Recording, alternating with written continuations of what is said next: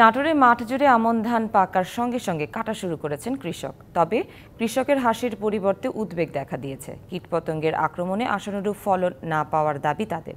এদিকে কীটনাশকের ব্যবহারে বেড়েছে উৎপাদন খরচ।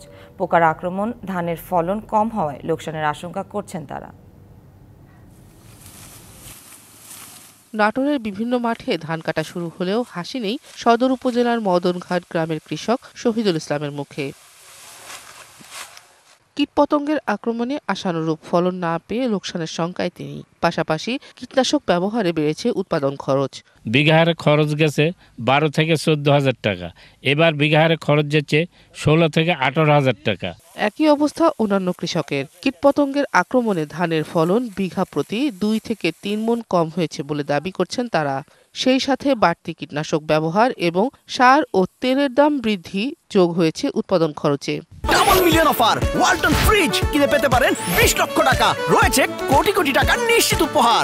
ধানের খরচটা এবার বেশি সার ওষুধের কারণে, সার ওষুধের মূল্য অতিরিক্ত বেশি। কীটনাশক ব্যবহার করা লাগছে প্রচুর পরিমাণ, তারপরেও পোকা হেঁটেনি জমির থেকে।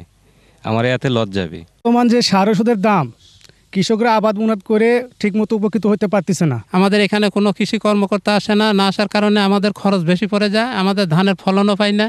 বিষয়টি এড়িয়ে গিয়ে কৃষি কর্মকর্তা জানান, ধানের ফলন ভালো হয়েছে, সব ধরনের সহায়তা দেওয়া হচ্ছে। সারের সরবরাহ বা মজুদ সন্তোষজনক ছিল। কৃষকরা ন্যায্য দামে সুষম সার ব্যবহার করেছে।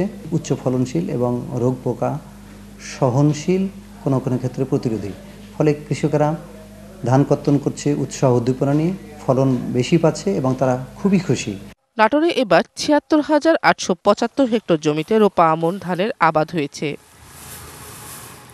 DBC news desk.